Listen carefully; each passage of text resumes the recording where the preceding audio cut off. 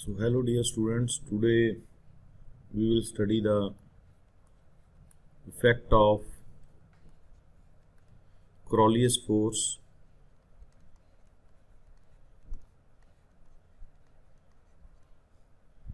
on a body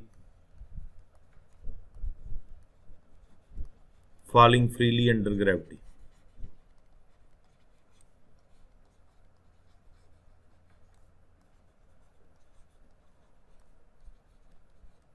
That how the rotation of Earth about its own axis affects, in terms of Coriolis force, the motion of a freely falling body, or we can say in case of body moving in vertical downward direction,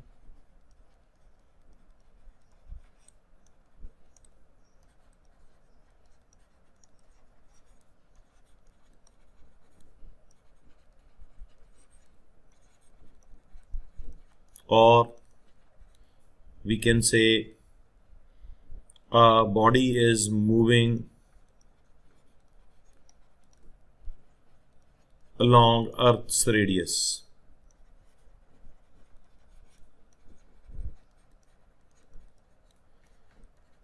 So all these are same things. So now we will try to study this. So for this we assume Earth to be revolving around its own axis.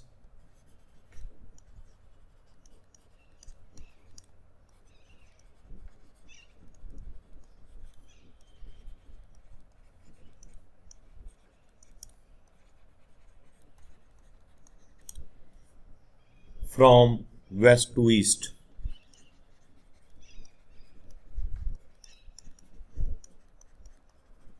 With angular velocity omega vector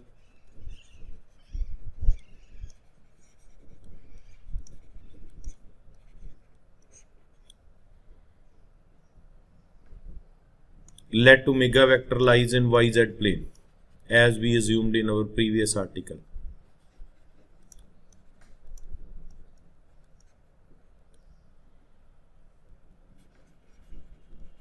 So omega vector, it will be having two components, omega cos lambda j cap, omega sin lambda k cap, where lambda is the latitude of the place.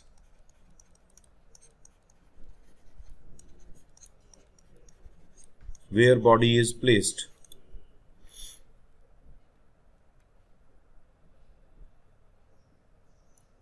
So now let a body of mass small m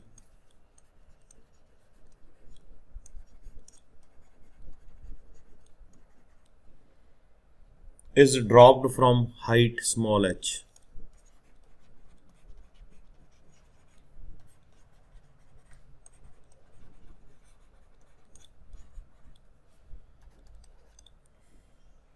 That is dropped mean with initial velocity 0.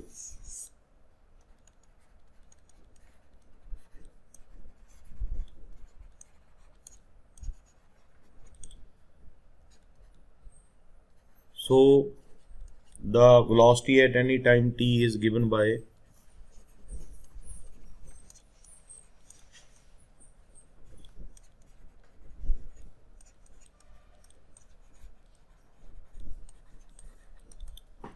v is equal to u plus at. Good morning.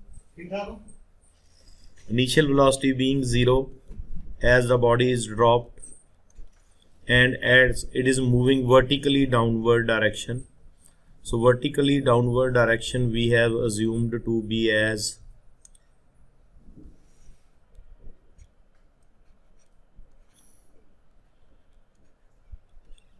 minus z-axis. So in downward direction we can take the acceleration, because when it is falling freely then it is moving under gravity, so acceleration will be equal to small g.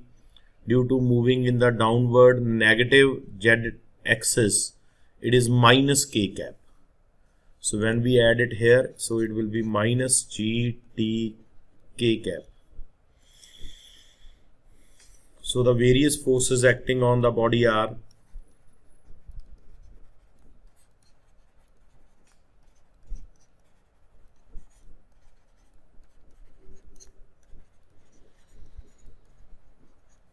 number one,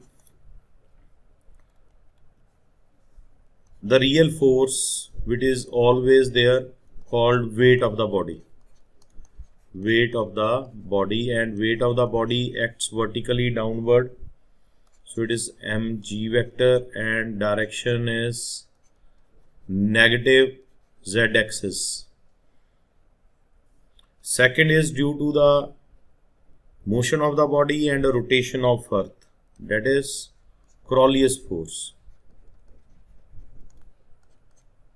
It's equal to omega cross b, as we used this formula also, and details of formula is there in previous lectures.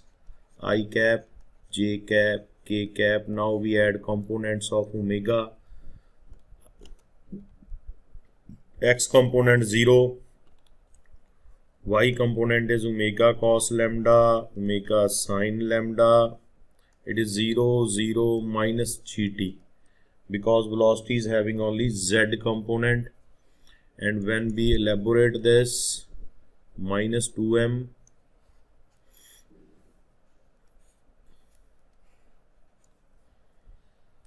omega cos lambda into minus gt, 0 I cap, 0 minus 0 j cap, 0 minus 0 k cap. So what we will get? It is equal to this minus minus plus 2 mg t omega cos lambda I cap. So net effective force acting on the body will be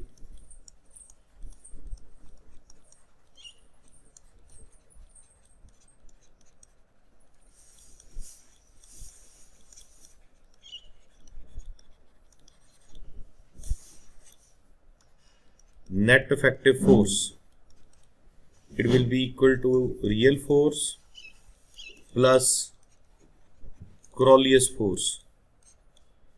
So it is minus mg k cap plus 2 mg t omega cos lambda I cap.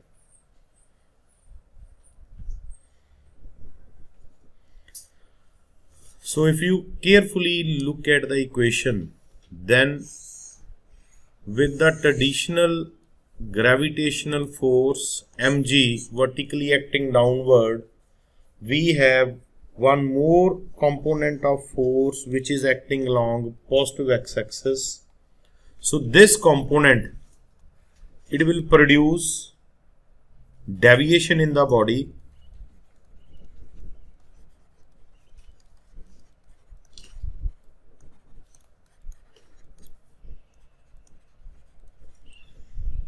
along the positive I cap, that is positive x-axis, and this deviation will be there due to the Crowley's force. The acceleration produced due to Crowley's force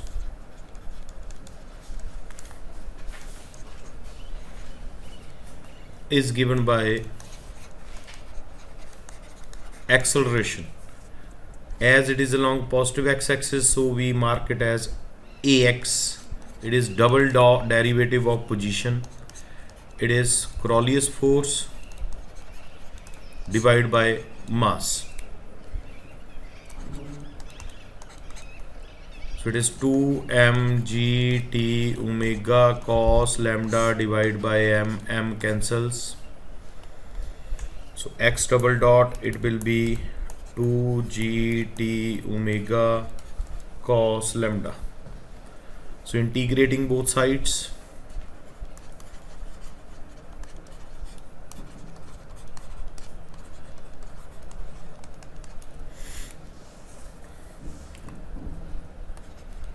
double derivative after integration will convert to first derivative, and here it will be 2g omega cos lambda. Derivative of t integration of t will be t square by 2 plus c.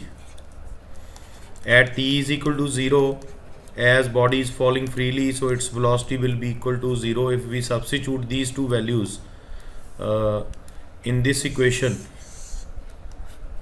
then it will give us c is equal to 0, constant of integration. Then x dot, it will be 2g omega cos lambda t square by 2, 2 cancels. So x dot is g omega cos lambda t square. Now integrate it more. Integrate it with respect to t again. So this is first derivative of x. When we integrate, it will be x g omega cos lambda, integration of t square, it will be t cube by 3 plus c.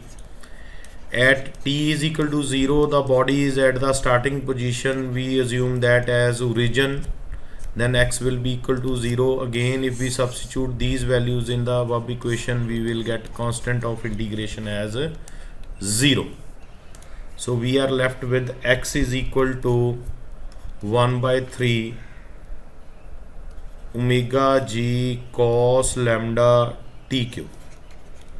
We mark this as equation number 1. Now as body is, if we assume, is dropped from height h, if we assume body is dropped from height h, then if we apply s is equal to ut plus half at square in the vertical direction,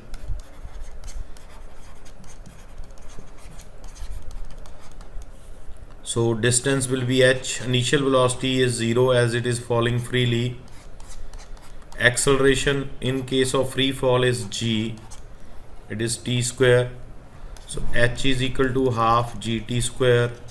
So t square is equal to 2h by g, which implies t is equal to square root of 2h by g.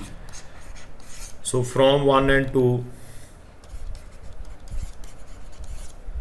x is equal to 1 by 3 omega g cos lambda t cube.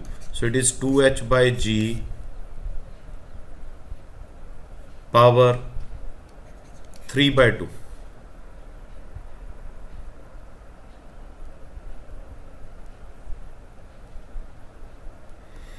So it can be simplified as omega g cos lambda